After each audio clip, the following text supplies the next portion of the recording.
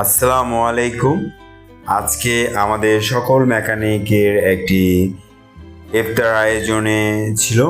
আমাদের শ্রদ্ধেয় manager sir আয়োজন এটি।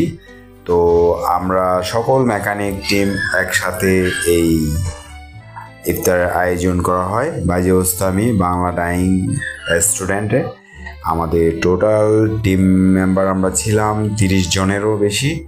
তো খুব সুন্দর একটি মনোরম পরিবেশে আমরা ইফতারের আয়োজন ছিল। খুব সুন্দর ভালো লেগেছে এই বিষয়টা। আসলে ধন্যবাদ আমাদের বসদের, ধন্যবাদ ম্যানেজার স্যারকে সুন্দর একটা আয়োজন আমাদেরকে গিফট করার জন্য।